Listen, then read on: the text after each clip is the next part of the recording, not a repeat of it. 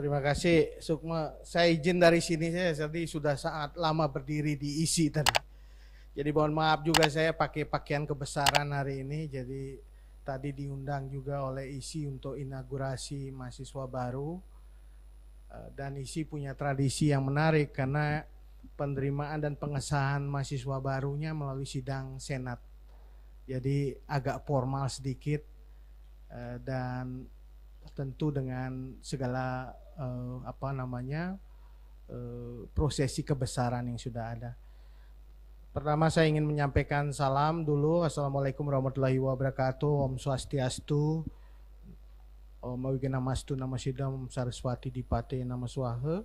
Salam, salam sejahtera bagi kita semua. Namo Buddhaya, salam kebajikan, rahayu. Yang saya hormati Pak Dekan, para wakil dekan, ini termasuk moderator, dan juga senior saya, sahabat saya Pak Nyoman Sunarto yang sebentar lagi mudah-mudahan segera guru besar ya. Dan para mahasiswa S2, S3 yang berbahagia, terutama ini satu yang ngumpet dari tadi saya lihat nih Pak Tris. Jadi selamat datang, selamat bergabung di Fakultas Pariwisata Universitas Udayana. Ini kali kedua saya mendapatkan kehormatan untuk berbicara di hadapan Civitas Akademika Universitas Udayana, Fakultas Pariwisata. Sebelumnya mungkin juga 2019 ya, sebelum pandemi saya juga berbicara di forum yang sama menyampaikan pandangan saya terkait dengan pariwisata. Hari ini saya semakin bersemangat karena berbicara di forum yang sebagian besar nih S2 dan S3, mungkin sebagian juga kalangan dosen ya. Kalau saya melihat S2 dan S3 itu istimewa, kalau mahasiswa baru di S-Rata 1 itu umumnya pasti semangat karena ingin tahu kan, ingin tahu apa itu program studi Fakultas Pariwisata dan apa yang akan dipelajari di sana. Tapi kalau mahasiswa baru S2 bukan lagi ingin tahu, tapi ingin tahu lebih dalam harusnya ya tentang ilmu pariwisata, untuk bisa dimanfaatkan untuk kepentingan keilmuan maupun untuk kepentingan praktis. Dan kalau mahasiswa baru S3 tambah lagi bobotnya harusnya. Itu orientasinya tidak sekedar ingin tahu atau ingin tadi memperdalam saja, tetapi sudah mengembangkan ilmu pariwisata sehingga menjadi ilmu yang mandiri. Dengan mengembangkan teori dan juga mungkin saja bisa memunculkan teori baru melalui disertasi doktor yang dimiliki. Jadi biasanya strata 1, 2, dan 3 itu perbedaannya itu. Kalau strata 1 lebih banyak bertanya tentang bagaimana begitu, menjelaskan secara deskriptif apa yang terjadi, atau bahkan memverifikasi sebuah teori. Tetapi S2 itu lebih jauh lagi, harusnya lebih pada proses pengembangan keilmuannya. Kita bisa mengeksplorasi ilmu tetapi juga bisa mengembangkan untuk kepentingan praktis. Pertanyaan mengapa menjadi sangat penting gitu dalam tesis dan juga dilanjutkan pada disertasi. Kalau disertasi dan tesis hanya menjawab persoalan bagaimana, itu harusnya urusan S1, bukan lagi menjadi urusan S2 dan S3. Anda harus bisa mengeksplorasi pertanyaan-pertanyaan kritis terkait dengan mengapa itu bisa terjadi, dan tentu dari proses pertanyaan mengapa itu akan banyak sekali jawaban yang muncul. Itu saya kira salah satu yang penting ingin saya ajak Anda untuk melihat bahwa tantangan yang dihadapi oleh mahasiswa S2 dan S3 ada dua tantangan besar ya. Satu adalah bagaimana mengembangkan pariwisata sebagai ilmu. Ini adalah satu perdebatan lama karena bagaimanapun sekarang ini apakah dia bisa diposisikan sebagai ilmu, baik dari kelengkapan keilmuan etimologi, epistemologi maupun dari sisi aksiologi. Itu seringkali perdebatannya panjang. Tapi setidaknya tahun 80-an ya Pak Nyoman ya sudah mulai secara legal diakui oleh resmi diakui oleh negara sebagai ilmu secara mandiri, bahkan dikti sudah mulai, dan tentu saja kita menunggu sebenarnya dengan dia sebagai ilmu kita bisa melahirkan doktor ilmu pariwisata dan juga guru besar ilmu pariwisata. Saya kira tantangan terus bermunculan karena pada saat yang bersamaan kita berhadapan dengan era di mana kita ada di tengah hybrid knowledge ya. Hybrid knowledge di mana sekat-sekat keilmuan itu menjadi sudah sangat lumer dan kajian-kajian itu sudah mulai multidisiplin, interdisiplin, bahkan transdisiplin. Itulah sebabnya mengapa ketika di satu sisi kita ada upaya untuk membangun disiplin keilmuan, tetapi di sisi lain kita berhadapan dengan fenomena melumernya batas-batas atau sekat-sekat keilmuan. Di UGM ini sesuatu yang kebetulan saya S1, S2, S3 di UGM dan juga sekarang mengajar di UGM. Sekat-sekat keilmuan yang lumer itu sudah mulai terasa. Setidaknya mulai dengan sekat-sekat fakultasnya itu diruntuhkan. Tembok-tembok sekatnya. Jadi orang politik bisa langsung ke ekonomi, bisa langsung ke psikologi, bisa langsung ke hukum. Kemudian pada saat yang bersamaan bisa dilakukan kuliah-kuliah, tawaran kuliah yang sifatnya lintas. Tidak hanya lintas program studi tetapi juga lintas fakultas. Jadi orang FISIP bisa mengambil kuliah di hukum, bisa mengambil kuliah di ekonomi, bisa mengambil kuliah di psikologi. Karena kita tahu sekarang dunia sudah mulai hybrid knowledge dan transdisiplin menjadi satu keniscayaan. Nah, di satu sisi pariwisata sedang berupaya untuk membangun disiplin keilmuannya. Kalau yang disebut disiplin keilmuan biasanya keketatan metodologi dibangun kan gitu. Nah, ini satu paradoks yang muncul tetapi jadi tantangan serius bagi orang yang berada di bidang ilmu pariwisata. Itu satu. Yang kedua, bagaimana mendekatkan dan memberi kontribusi ilmu pariwisata pada persoalan-persoalan masyarakat dan kemajuan bangsa. Tuntutan keilmuan itu tidak selalu berkaitan dengan ilmu untuk ilmu, tetapi bicara soal bagaimana ilmu bisa memberikan solusi bagi persoalan yang ada di dalam masyarakat dan bisa memberikan solusi juga pada persoalan-persoalan bangsa. Dan kalau kita lihat tantangan pertama itu sudah dijawab melalui penguatan program studi yang linear. Saya gembira sekali Fakultas Pariwisata Universitas Udayana sudah punya mulai dari S1, S2 dan S3. Itu satu modal penting sebenarnya dalam pengembangan keilmuan karena linearitas sudah ada. Kalau orang mau studi S1 dia akan bisa tahu akan bisa lanjut ke studi S2-nya, bisa lanjut ke studi 3, S3. Sehingga linearitas itu jadi sangat kunci. Dosen-dosennya pun mulai fokus untuk mengembangkan kurikulum dan metode riset ilmu pariwisata. Saya tahu bahwa SDM dosennya kan mungkin saja berasal dari basis keilmuan yang beragam ya. Saya tahu Sukma dari geografi, Pak Sunarto juga geografi, Pak Dekan saya nggak tahu. Pariwisata. Nah, Pak Dekan ini genuine nih. Tapi kalau lihat dari Pak Sunarto dan Sukma itu S1-nya itu geografi. Kemudian S2, S3-nya juga geografi, lingkungan, dan Pak Sunarto lingkungan. Tetapi sekarang ada kecenderungan kuat kembali untuk memperkuat ilmu kepariwisataan. Jadi dari sisi pengembangan kurikulum, metodologi, dan juga kita bicara soal riset yang akan dibangun. Saya kira itu akan menjadi hal yang penting ke depan. Fakultas Pariwisata Universitas Udayana punya modal yang kuat gitu. Karena linearitas itu. Saya kira juga mulai banyak karya-karya ilmiah yang sudah dimunculkan untuk membangun tradisi keilmuan ilmu pariwisata, walaupun kadang juga pengujinya masih lintas ya. Lintas, dan kadang-kadang perspektif yang dibangun dengan lintas itu masih perlu waktu untuk konsolidasi memahami ilmu pariwisata itu seperti apa. Tapi konsistensi itu penting. Jadi kalau saya ingin mengatakan, kalau Pak Dekan ingin membangun ilmu pariwisata sebagai ilmu yang mandiri, itu konsistensi harus dibangun dalam iklim akademiknya, dalam kultur akademiknya, mulai dari kultur akademik di S1, S2, dan S3. Sehingga kultur akademik itu akan betul-betul bisa membangun tradisi keilmuan yang kokoh gitu. Nah, ini modal penting yang pertama. Yang kedua, tantangan yang terkait dengan solusi pada persoalan masyarakat dan bangsa ini sesungguhnya memerlukan energi besar ya.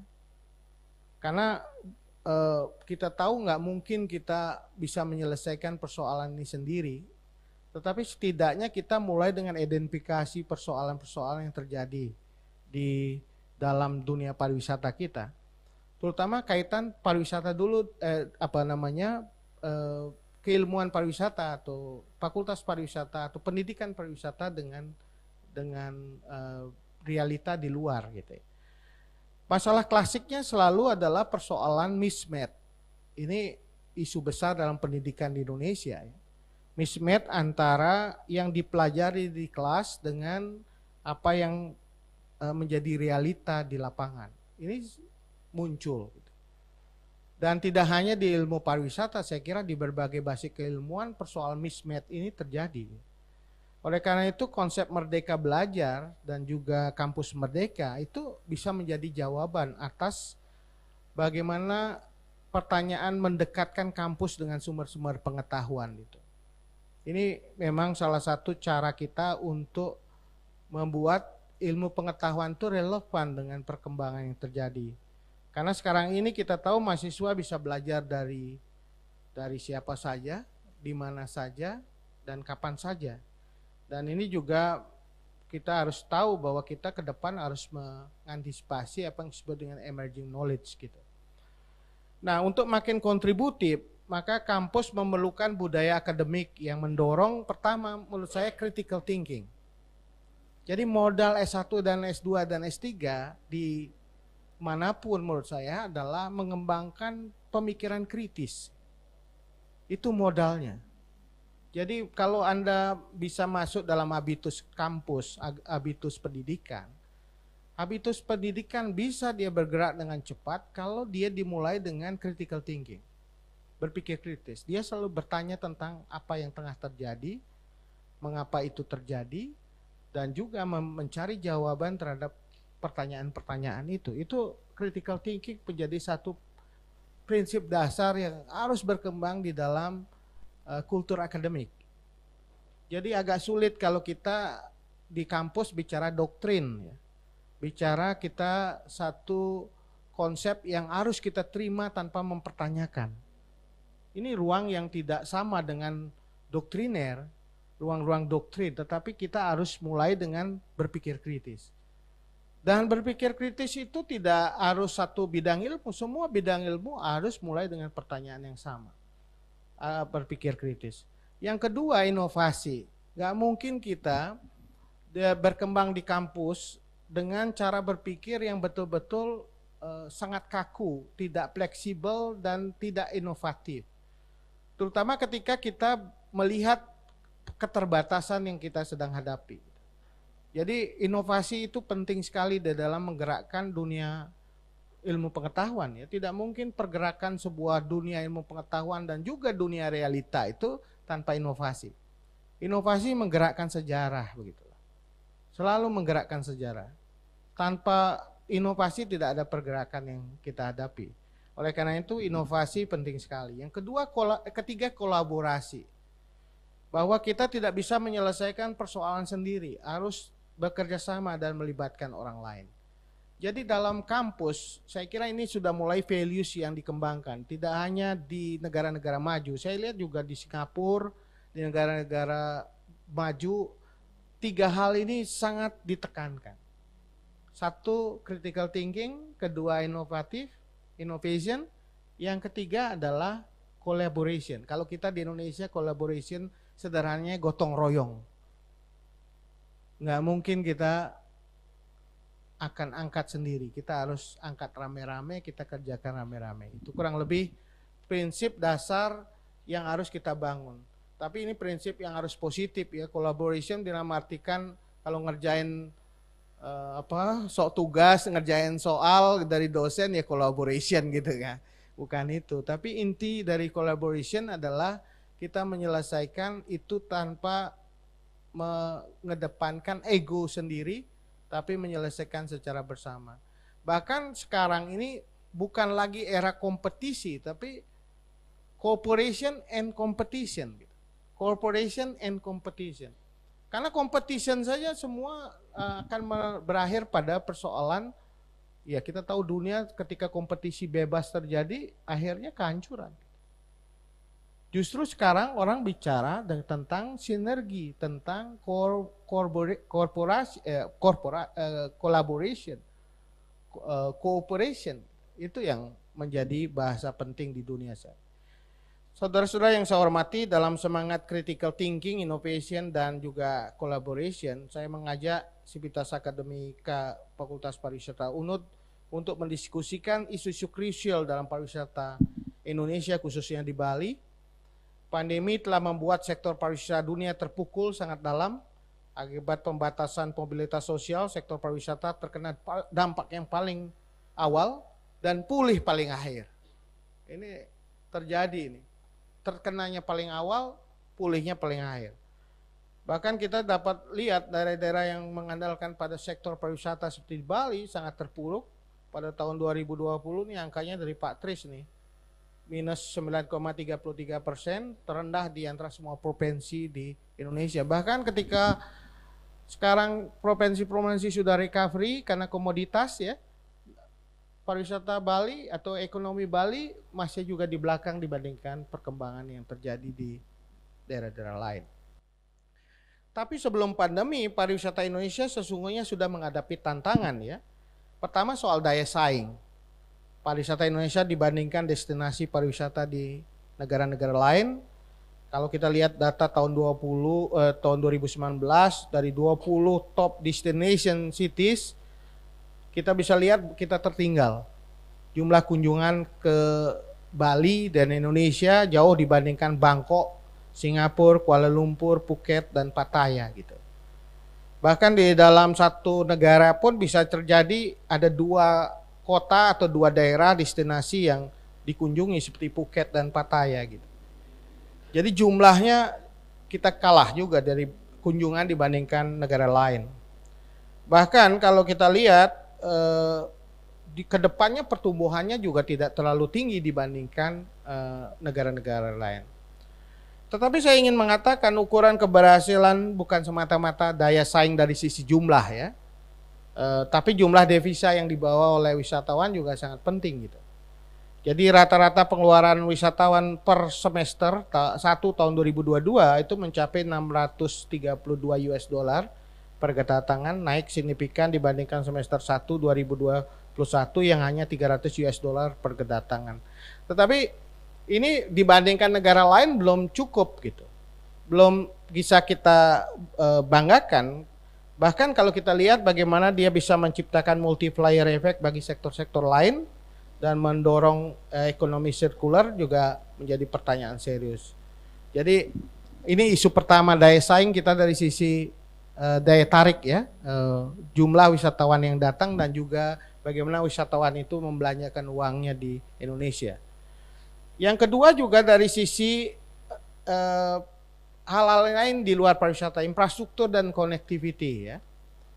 Kita sudah membangun bandara, pelabuhan yang cukup bagus, tetapi kita problem di transportasi, direct flight tidak ada, harga tiket naik itu misalnya.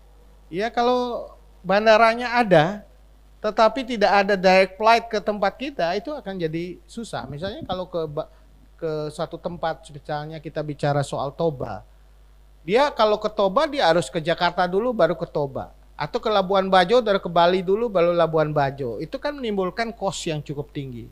Jadi kita persoalan berikutnya bukan infrastruktur saja, tapi connectivity, aksesibilitas. Bagaimana mendorong munculnya aksesibilitas dari persoalan dari sektor pariwisata. Kemudian kebijakan imigrasi juga. Kemudian juga dari sisi atraksi, kualitas amenitas dan dukungan SDM ini masalah klasik ya. Kemudian promosi kita juga sering tidak terintegrasi ya, antara trade, investment, tourism itu jalan sendiri-sendiri, bikin pameran sendiri-sendiri di luar negeri. Ya trade, perdagangan bikin pameran, besoknya investasi bikin pameran lagi.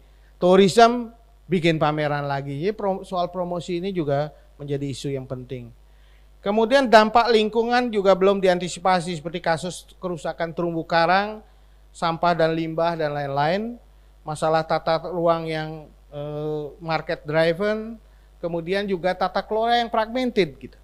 Ya, kita tahu ego sektoral, kemudian ada ego kedaerahan, ada kegagapan dalam merespon krisis, itu juga terjadi. Saya kira listnya sudah bisa ditambahkan sangat panjang ya, mengenai list isu strategisnya. Tetapi kalau kita ingin mengatakan dalam 5 tahun terakhir ini pemerintah Jokowi ingin menjawab beberapa hal yang tadi saya sampaikan. Pertama, aksesibilitas dan konektivitas.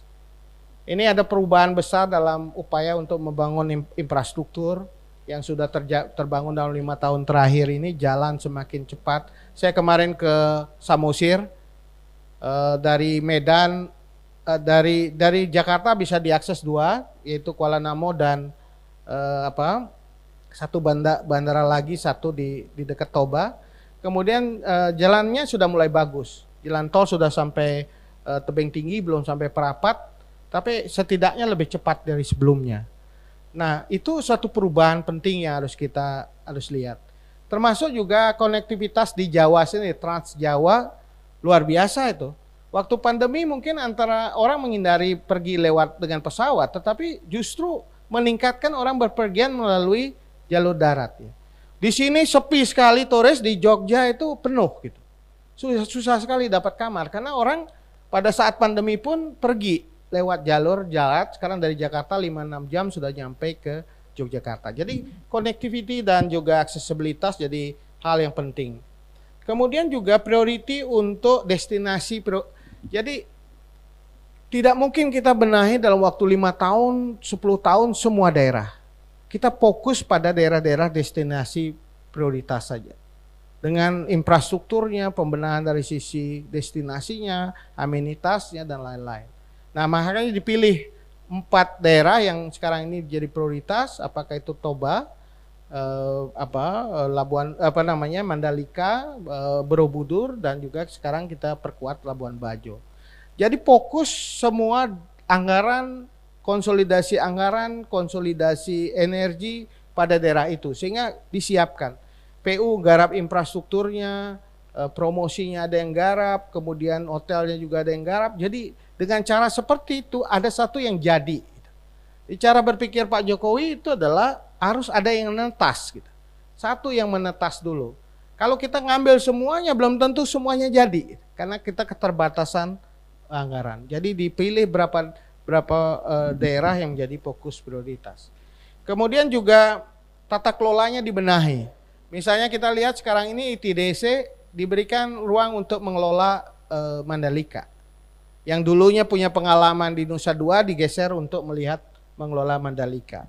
TWC yang dulunya Prambanan itu sekarang juga tetap mengelola Prambanan dan Borobudur, tetapi sekarang juga punya kemampuan untuk menjadi heritage management gitu. Ini suatu hal yang penting juga sekarang. Bagaimana pariwisata ke depan harus juga mempunyai kemampuan untuk mengelola heritage ini. Nah, heritage management dilakukan oleh TWC. Bahkan dia bisa mengelola taman mini sekarang. Ya. Kemudian ke depan mungkin saja heritage yang lain seperti di Muaro Jambi bisa dikelola oleh TWC. Nah, yang lain juga di Toba juga dibuat sebuah mekanisme pengelolaan otorita untuk mengelola itu. Ini salah satu cara kita bahwa persoalan utama dalam pengelolaan pariwisata bukan saja sekedar destinasinya tidak indah atau kurang menarik, tapi soal pengelolaan, governance-nya, tata kelolanya, manajemennya gitu. Ini yang kurang dari kita. Bagaimana membuat manajemen, kemampuan manajemen yang kuat gitu untuk mengelola sebuah kawasan menjadi destinasi kelas dunia. Termasuk yang akan kita lakukan di Labuan Bajo. Kemudian juga promosi dan nation branding juga kita lakukan, dan saya kira ini jadi fokus dari Menteri Pariwisata yang di era periode pertama Pak Arief Yahya. Itu kalau kita lihat fokusnya lebih ke marketing dan branding ya, fokusnya di situ, dan itu menunjukkan bahwa dia melihat bahwa cara untuk menarik perhatian orang untuk datang itu yang penting. Tetapi kita juga harus menyadari kalau itu strateginya, kelemahannya destinasinya, manajemen destinasi yang kita amburadul. Oleh karena itu harus kombinasi yang kuat antara manajemen destinasi yang sudah tertata dengan baik dengan branding dan marketing. Kalau kita marketingnya bagus, bilang Indonesia adalah wonderful, tetapi ketika datang sampah banyak, jadi masalah. Oleh karena itu ini harus sinergi. Bagaimana membangun sebuah integrasi dalam strategi pengembangan pariwisata.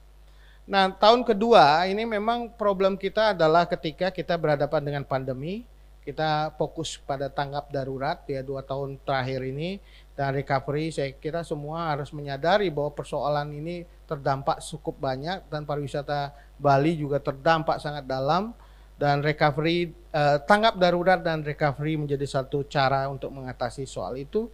Tetapi saya kira ke depan kita harus berpikir bahwa 2,5 tahun ini harusnya cukup kita untuk mengevaluasi apa yang terjadi dan menyiapkan sesuatu yang baru.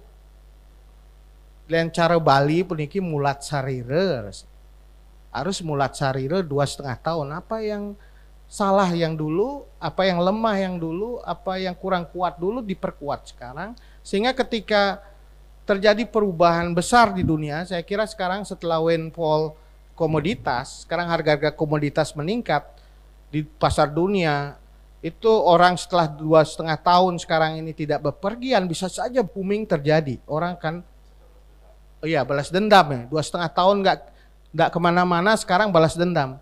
Akibatnya apa? Chaos. Coba Anda lihat berita dalam 2-3 minggu terakhir, bahkan sebulan terakhir, di bandara di berbagai negara, di Frankfurt, di Inggris, itu semua kacau karena sistem kita selama 2,5 tahun itu sudah betul-betul down ya. Banyak terjadi PHK, tenaga kerja berkurang, sistemnya sudah sering tidak dipakai, kemudian menghadapi gelombang datangan wisatawan yang banyak. Akhirnya apa? Antrenya luar biasa. Dan kita tahu itu menjadi satu persoalan serius karena Jerman ataupun Eropa itu biasanya tertib banget dan sangat rapi sistem yang dibangun di bandara. Tapi kemudian terjadi justru sebaliknya, yaitu lompatan atau gelombang datangnya wisatawan ini tidak terantisipasi dengan baik. Oleh karena itu kita perlu belajar dari pengalaman itu untuk menyiapkan diri. Nah, apa yang harus kita lakukan? Saya kira kita harus mulai berpikir tentang shifting ini, karena mungkin saja kita harus melihat perubahan perilaku dari wisatawan ini harus dipelajari juga. Apakah perilaku wisatawan sebelum pandemi dengan sesudah pandemi itu sama? Ini saya kira belum ada riset yang mencukupi untuk melihat itu. Ini bisa jadi disertasi atau tesis lah.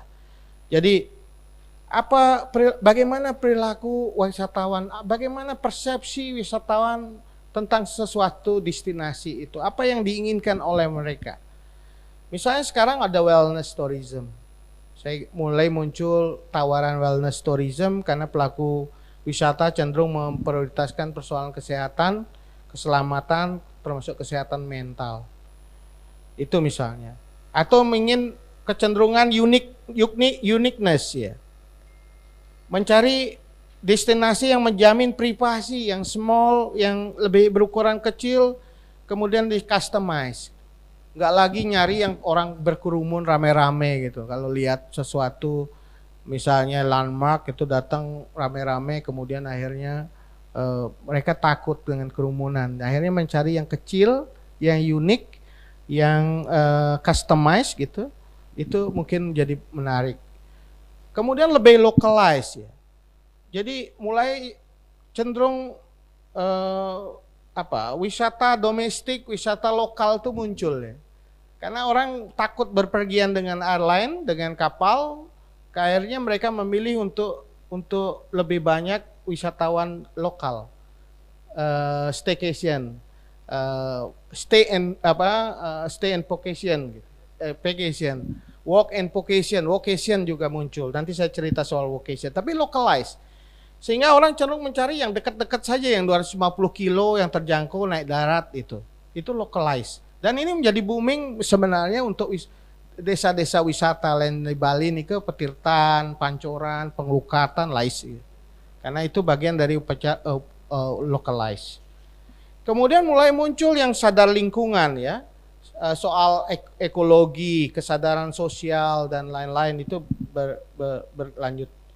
Kemudian ada go online, ekosistem digital global kemudian membuat layanan yang mudah diakses secara online. Nah, sekarang kita mudah sekali memesan hotel, airborne, kemudian memesan tiket, membayar dengan cashless, dengan non tunai itu juga terjadi. Jadi ada perilaku yang berubah juga karena cashless ya, atau orang menyebutkan ekonomi less kontak ya, kontaknya dibuat makin terbatas gitu. Makin terbatas kontaknya makin bagus. Berarti online semua. Nah, ini menarik. Kemudian digital nomad ini juga melakukan sesuatu yang penting untuk kita lihat, karena saya sempat diundang juga kemarin oleh Universitas Mahasaraswati Fakultas Hukumnya. Aturan-aturan kita belum menjangkau sebenarnya tentang digital nomad ini. Pada tren digital nomad luar biasa, work and vocation. Ini salah satu tren besar di dunia sekarang ini. Banyak perusahaan-perusahaan yang sekarang ini mempekerjakan harus dengan jam kerja dan lain-lain, itu sudah berubah. Karena orang lebih suka, dengan 2,5 tahun ini semakin suka tinggal di rumah. Dia bekerja tetapi juga tinggal di rumah. Tapi juga dia bekerja sambil liburan. Liburan di mana dia juga bekerja. Sehingga vocation ini menjadi satu tren baru. Sistem remote working ini menjadi satu hal yang penting untuk kita lihat. Jadi perubahan ini harus kita baca secara lebih tajam. Kemudian apa yang harus kita lakukan ke depan selain itu adalah mendorong pandangan-pandangan kritis. Mungkin ini kajian-kajian ke depan dari Fakultas Pariwisata. Bagaimana penguatan infrastruktur ini terkait juga dengan mempunyai nilai tambah. Maksud saya begini, kita bangun infrastruktur harusnya sudah berpikir juga pada kehadiran sentra-sentra ekonomi baru. Sepanjang Trans Jawa itu harus melahirkan banyak sekali tempat-tempat peristirahatan, tempat-tempat mereka untuk keluar dari tol dan melahir desa-desa wisata. Atau kita mulai garap sebenarnya kerajinan-kerajinan di tempat-tempat tertentu untuk menjadi showcase. Nah, nanti Gilimanuk dan Pasar misalnya, itu harus mulai berpikir bagaimana melahirkan satu tempat-tempat peristirahatan, tempat-tempat untuk berhenti yang kemudian punya benefit bagi masyarakat lokal. Jadi upaya membangun nilai tambah dari infrastruktur itu pemikiran yang harus kita angkat. Gitu. Yang kedua adalah pembenahan ekosistem. Problem kita di pariwisata itu seringkali kita tidak berpikir sebagai ekosistem. Kita berpikirnya ansih. Hotel mikirin hotel, restoran mikirin restoran. Dia tidak mikirin yang lain. Transportasi dia mikirin transportasi. Kita harus membangun sebuah cara berpikir ekosistem, bahwa ini satu kesatuan yang saling membantu, yang mendukung. Gitu. Ya, ini satu tema yang penting yang untuk kita benahi. Ekosistem investasi, ekosistem usaha, kemudian juga bagaimana pembiayaannya dan bagaimana hubungan satu sama lain. Kemudian juga soal destinasi prioritas. Ini kendalanya banyak sekali. Kalau Anda datang ke Toba ini saya kira belum secepat yang terjadi di Mandalika. Kalau ke Borobudur mungkin lebih cepat dari Toba tapi lebih lambat dari Mandalika. Jadi kita bisa mempelajari destinasi-destinasi prioritas ini selama 5 tahun apa evaluasi kita. Itu mungkin jadi studi yang menarik juga. Komparatif bisa membandingkan 4 atau 5 destinasi, bagaimana governance-nya, bagaimana kesulitan yang dihadapi, itu menjadi satu isu penting. Bagaimana masyarakat menerima destinasi itu juga jadi isu. Karena nggak mudah juga. Masyarakat Bali yang sudah terbiasa sejak 1930-an, bahkan 50-an, intensif 70-an, itu beda dengan masyarakat Toba atau masyarakat Mandalika, Labuan Bajo yang baru kena pariwisata di era-era 80-an, 90-an. Nah, ini harus ada upaya untuk melihat lebih jauh interaksi antara pariwisata dengan masyarakat. Kemudian juga transformasi digital, ini juga menjadi isu penting. Bagaimana pariwisata itu masuk di dalam dunia digital saat ini, dan tentu inovasi yang dibuat oleh Fakultas Pariwisata UNUD, misalnya dengan GoDevi ya, itu mahasiswa GoDevi ya, itu adalah salah satu cara kita untuk membenahi dari sisi digital gitu. Platform digital kita kan beragam sekali sekarang ini. Yang promosi digital banyak sekali gitu. Nggak ada single platform untuk promosi pariwisata Indonesia. Banyak sekali dan bingung juga kita gitu. Nah, ini gimana cara kita di tengah banyak tawaran yang menarik dalam digital ekonomi sekarang ini. Berikutnya adalah soal SDM. Nah, ini juga masalah serius. Kalau kita melihat dari komitmen Pak Jokowi untuk pendidikan dan pelatihan vokasional, sangat serius untuk membangun SMK, membangun politeknik, membangun pendidikan vokasi yang bisa menguatkan sektor-sektor yang unggulan. Tetapi seringkali tidak match antara apa yang dikembangkan oleh sebuah daerah dengan pendidikan vokasional yang tersedia. Di sini berlebih, di sana tidak ada sama sekali. Bahkan saya sering mengatakan, kalau gitu gimana kalau kita model sistem silang gitu. Kalau problem di Toba itu adalah SDM-nya belum cukupi, kenapa dan di situ sekolah SMK pariwisata tidak ada dan fakultas pariwisata tidak ada, politeknik pariwisata tidak ada? Kenapa tidak dikasih beasiswa di sana di Toba untuk sekolah di mana SMK pariwisata di Bali kekurangan murid? Di Bali itu saya tanya satu di Ubud kemarin, SMK-nya tidak ada muridnya gitu. Karena orang nggak lagi masuk, inputnya menjadi masalah.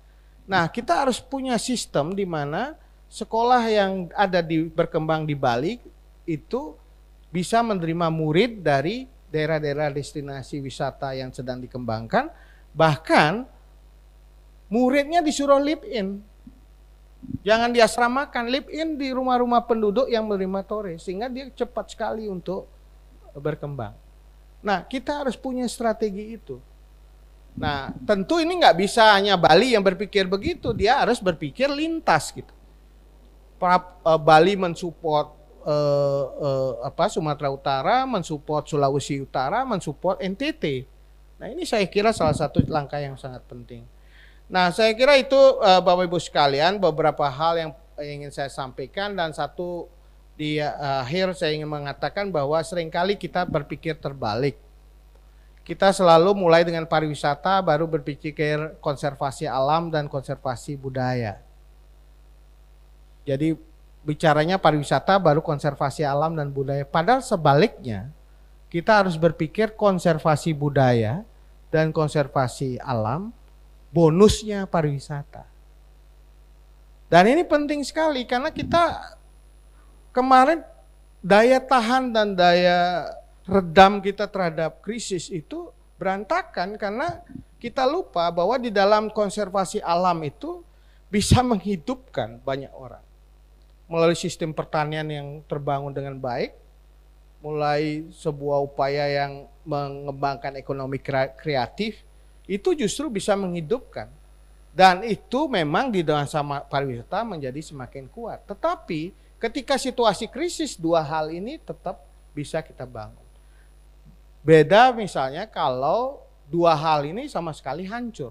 Kita nggak punya budaya, nggak punya alam, akhirnya kita tidak mampu ketika mengolah situasi tertentu dalam situasi krisis saat ini misalnya, ketika pariwisata mengalami kontraksi ekonomi dalam, maka kita nggak punya alternatif. Oleh karena itu, saya ingin teman-teman berpikir bahwa kewajiban kita untuk melakukan konservasi budaya dan alam harus dijalankan, ada atau tidaknya pariwisata. Itu pertama. Sehingga ini harus jalan betul di Bali, supaya betul-betul Bali ketika dihadapkan pada situasi tertentu dalam pariwisata juga bisa survive dan bertahan, dan bahkan masyarakatnya mempunyai daya ketangguhan yang kuat dalam menghadapi krisis. Saya kira itu yang ingin saya sampaikan. Nanti kita bisa diskusi. Pokoknya mahasiswa S2, S3 itu santai tapi serius gitu. Tapi jangan terlalu santai juga. Tadi pesan Pak Dekan, banyak hal yang kita bisa angkat, tinggal kita perkuat dengan perspektif yang lebih tajam gitu. Terima kasih. Oke, terima kasih. Mohon izin, saya Heriang Ligan ingin bertanya kepada Pak Agung. Jadi begini Pak Agung, saya sepakat dengan yang terakhir bahwa pariwisata adalah bonus. Saya mencoba mendasari pertanyaan saya Niki dengan contextual approach. Bali kita kenal sebagai pariwisata budaya. Bahkan di tahun 2020 kalau nggak salah nomor 5 Perda kita melegalkan pariwisata budaya itu untuk Bali. Nah kemudian karena pariwisata budaya Bali lah pada saat pandemi, guluran ekonomi itu bisa berjalan. Karena orang beli Banten, beli buah untuk Gebogan, segala macam ke Pura. Dari hal tersebut, Bali menjadi pariwisata kemudian menghasilkan devisa yang sangat tinggi. Nah, contextual approach-nya begini Pak Agung yang ingin saya tanyakan. Mengapa kemudian pemerintah tidak melihat sumber daya itu sebagai hal yang pokok? Pengeluaran orang Bali untuk mempertahankan budaya itu, kita semua bisa sadari, purnama tilem setiap 15 hari sekali. Ya Kajang Klion, belum lagi sehari-hari. Dan itu semua biaya. Lantas di mana perhatian pemerintah dalam hal ini? Jangan ngomong pandemi. Ketika pandemi kita itu seperti dianaktirikan. Pertanyaannya begini Pak Agung, apakah diplomasi politik Bali tidak kuat di kancah nasional? Sementara Bapak nggak usah ngomong deh PDIP di Bali ya, asal sudah ngomong Bu Mega, selesai perkara kan? Itu yang pertama.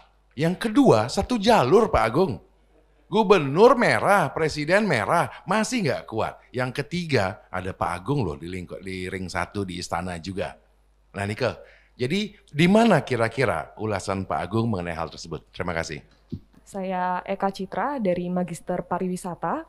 Jadi tadi saya meresapi adanya isu dan tantangan. Yang pertama collaboration, daya saing, dampak lingkungan, dan juga transformasi digital. Dan di sini saya juga meresapi adanya suatu inovasi baru-baru ini, yang mana ini berkaitan dengan 4 hal tadi, yaitu collaboration, yang mana antara pelataran Indonesia dan juga Jejak-in.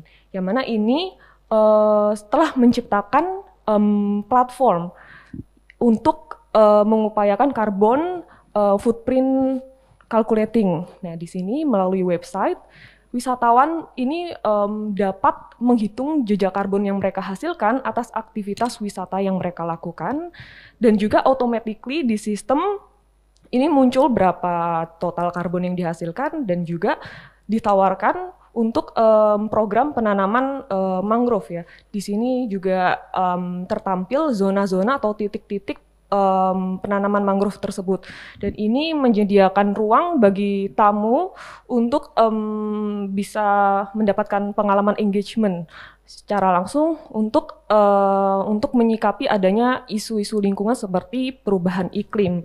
Dan di sini menarik sekali adopsi digital yang ada, dan juga seperti Wildlife Komodo yang juga sudah baru-baru ini menciptakan suatu platform untuk sebagai upaya untuk menyikapi adanya isu overtourism di Komodo.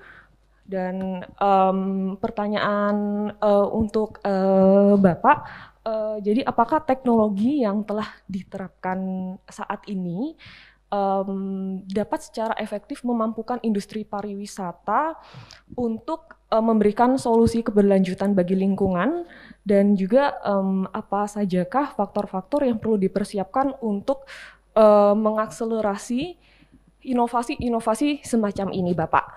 Terima kasih. Perkenalkan yang Putu Ananda, Pak, di program Doktor Pariwisata baru masuk. Menarik sekali apa yang disampaikan tadi ya, terkait dengan secara global ya pariwisata itu sampai ke lokal gitu.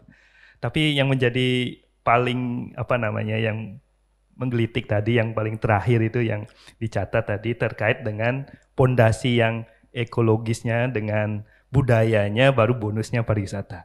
Nah malah saya terbalik seperti ini, zaman sekarang itu kadang pariwisata lah yang menjaga itu gitu. Karena kalau tanpa pariwisata itu pasti akan, budaya itu akan hilang, banyak sekali contohnya. Tak lestari lagi karena effort atau keuntungan tidak ada, begitu juga dengan ekologis. Kalau danau itu misalnya, danau itu tidak ada pariwisatanya itu akan hancur gitu Pak.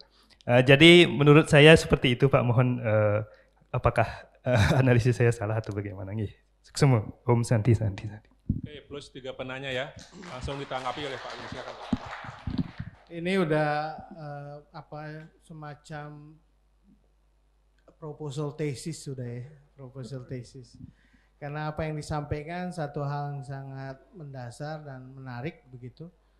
Salah satu yang pertama adalah soal hubungan Bali dengan Jakarta dan terkait dengan bagaimana pengorbanan Bali gitu ya, yang kemudian dikompensasi oleh dalam sistem keuangan yang kita bangun di tingkat nasional.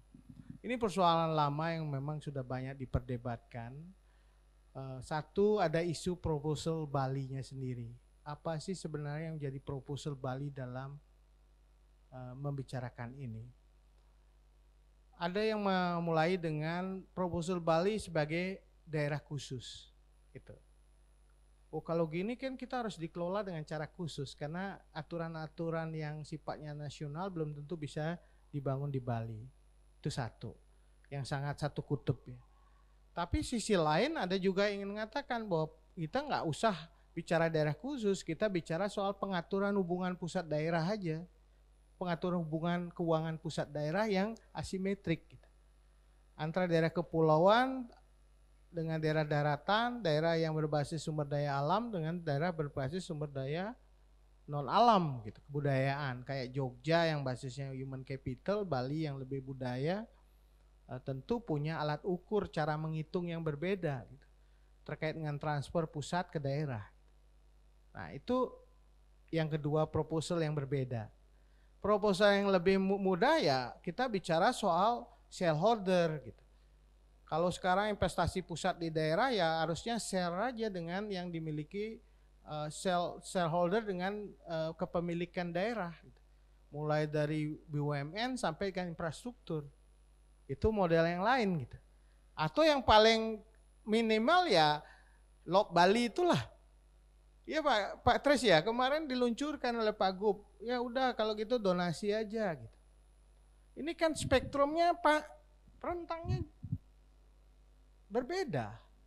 Dari yang donasi, shareholder, transfer pusat yang berbasis pada asymmetrical sampai daerah khusus. Maunya yang mana? Itu satu. Karena kalau kita nggak punya kemampuan untuk merumuskan proposal yang jelas akan sulit gitu, ke depan. Kedua, baru kita bicara soal daya kemampuan kita untuk mengusulkan itu di tingkat pusat. Itu kemampuan politiknya, kemampuan networkingnya, kemampuan untuk membangun pendekatan agar ini meyakinkan pusat ini penting untuk kita pertimbangkan. Itu kan kemampuan strategi elit di nasional dan elit lokal untuk bersinergi memperjuangkan itu. Kita punya DPD 4, kita punya DPR banyak, kita punya eksekutif orang-orang Bali di Jakarta juga cukup. Terbangun enggak kolaborasi di antara ini untuk memperjuangkan itu? Itu PR kedua. Proposal, strategi, dan kemampuan kita mengkonsolidasi. Nah ini saya kira salah satu hal yang cukup penting yang kita harus rumuskan. Kalau bisa kita bisa membicarakan lebih tajam proposal Bali-nya kayak apa sih yang lebih tepat. dalam konteks saat ini. Kan banyak orang kalau saya daerah khusus, orang lain minta daerah khusus. Apa beda Bali dengan tempat lain, sama-sama khusus gitu. Nah, ini bicara desain besar dari konteks negara kesatuan dan sistem kekhususan, keistimewaan yang dibangun. Kalau kita membangun transfer hubungan keuangan pusat daerah, logiknya itu apa? Basisnya apa? Ngitungnya gimana? Formulanya bagaimana? Itu harus juga rumusannya jelas. Kalau kita bicara shareholder, kita harus ada kewajiban. BUMN yang investasi di Bali, Pelindo, Angkasa Pura, apalagi itu setidaknya ada kepemilikan sahamnya pemerintah daerah. Itu misalnya. Sehingga lebih kontributif. Ini memang berbagai hal yang harus dibicarakan, opsi kebijakan, dan mungkin akan lebih baik kalau ini diperdalam dalam kajian disertasi atau kajian tesis. Ke depan kalau ini sudah ada, tinggal kita bicara, oh ini loh pilihan kita, harusnya ini perjuangkan oleh semua masyarakat Bali. Kadang kita bicara one island, one management, one politik, belum tentu terjadi loh. Bisa rambutnya berbeda-beda, kepalanya berbeda-beda, kepentingannya juga berbeda-beda. Ini yang harus kita bangun ke depan, bicara soal Bali. Bagaimana posisi tawar Bali dengan proposal yang lebih jelas. Itu kira-kira respon saya. Yang kedua, soal digital ini ada berapa isu. Satu adalah digital literacy. Berapa sih orang yang punya kemampuan literasi di bidang digital ini?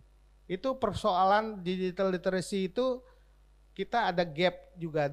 Tidak semua orang bisa memakai digital sebagai instrumen.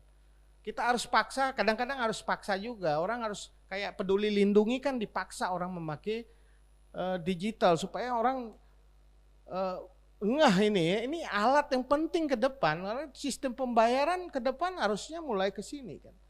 Masa QRIS gak bisa laku-laku terus ya Pak Kris? QRIS itu udah bagus banget itu. Sekarang di Cina pun orang paksa untuk pakai sepeda, bayar itu pakai alat-alat transaksi yang cashless. Nah, digital literacy itu akan mendorong inklusivitas dalam sisi keuangan dan lain-lain. Dan yang kedua, integrasi sistem. Problem kita di Indonesia adalah kita terlalu banyak platform, banyak bukan platform saja, server datanya juga beda-beda. Nggak punya data tunggal. Berapa sih kunjungan wisatawan ke Indonesia? Kita kadang-kadang juga bingung jawabnya. Yang punya datanya imigrasi atau punya datanya siapa? Jadi kita harus punya kemampuan untuk membangun single entry data atau apa yang pun namanya integrasi data dan integrasi platform. Supaya betul-betul kita bisa menggunakan itu secara lebih baik. Saya lagi semacam gelisahan ini karena kita di Indonesia ini di era digital ini selalu persoalan kita adalah server datanya luar biasa banyaknya. Kementerian masing-masing punya project go digital, masing-masing punya sistem sendiri. Akhirnya ketika digabungkan tidak kompatibel. Akhirnya kacau. Nah, oleh karena itu ini harusnya jadi satu hal yang harus kita perbaiki ke depan. Dan saya percaya ini adalah lompatan kita melalui digital ini. Promosi pariwisata Indonesia, bahkan naik kelasnya UMKM itu semua bisa melalui digital. Saya kira itu jawaban saya. Yang terakhir, ya betul ini satu hal yang menarik untuk dikaji karena berapa disertasi seperti juga pandangan berapa ilmuwan juga mengatakan ya kalau nggak ada pariwisata maka alam dan juga budaya itu akan tidak hidup. Ini sisi satu. Sisi lain ada pariwisata, alam dan budaya makin tergerus. Jadi dua sisi kutub pandangan ini terjadi dalam perdebatan. Kalau Anda lihat perdebatan di Bali mengenai tourism, sisi negatif itu selalu mengandang karena pariwisata lah alam dan budaya itu rusak, terdegradasi. Maka kita harus kembali, nah itu ya jargonnya ajak Bali gitu kan. Kembali ke tradisi, kembali ke dalam sistem yang tidak sepenuhnya dikontrol oleh pariwisata. Tapi di sisi lain itu pandangan yang sebaliknya itu juga ada di disertasi dan juga buku yang mengatakan ya kalau nggak ada pariwisata ya Bali nggak bisa recovery, tidak rekonstruksi lagi budayanya, tidak berjalan. Oleh karena itu saya kira kita perlu mempertajam ini dalam konteks tertentu. Misalnya salah satunya krisis sekarang ini. Ketika situasi krisis ini terjadi, maka kita sangat semua kelabakan. Kok nggak ada pariwisata, ini semua kembali ke pertanian gitu. Makanya saya kembali main ke Batur, ke daerah-daerah utara itu hidup semua nih ngusabenya, upacara adatnya, karena mereka sudah punya modal pertaniannya. Tetapi ketika main ke tempat lain ya upacaranya ya nyepen rumah gitu. Nah ini artinya bahwa sektor ekonomi di luar pariwisata itu justru bisa survive. Nah ini ke depan kita harus cari, mungkin risetnya tidak bisa serta-merta kita membuat judgement tertentu berdasarkan kubu ekstrim itu, tapi bikin konteksnya. Dalam situasi seperti ini, pariwisata bisa mengangkat budaya dan alam, tetapi dalam dosis tertentu. Karena kalau overdosis juga akhirnya terjadi persoalan serius. Nah, di sisi lain kita tidak sepenuhnya bisa tergantung pada pariwisata sebagai sumber penghasilan. Oleh karena itu saya kira strategi menghidupkan segitiga ini penting sekali. Ekonomi itu bisa hidup kalau ada ekonomi konservasi, ada ekonomi heritage, dan di dalamnya juga pariwisata. Nah, jadi tiga itu bisa berjalan dengan bareng gitu. Nah, itu yang ingin saya sampaikan, mudah-mudahan bisa merespon pertanyaan-pertanyaan kegelisahan Anda. Saya yakin pertanyaan masih banyak dan Anda semua bisa tadi dengan berbagai pengantar tadi bisa mengeksplorasi lagi beberapa hal yang penting yang bisa kita gunakan sebagai basis untuk tesis maupun disertasi. Ingat bahwa salah satu hal yang jejak kita ke depan bukan pada yang lain tapi pada proses karya-karya kita. Tadi saya sengaja nggak tahu dipamerkan oleh Sukma bahwa ini semua hasil dari riset skripsi saya akhirnya jadi buku, riset tesis saya jadi buku, riset disertasi belum dibukukan gitu.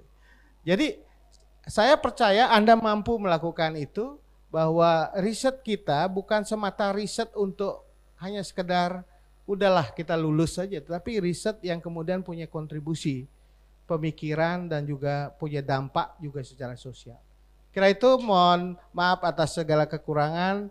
Kita akhiri dengan Parama Santi. Om Santi Santi Santi Om.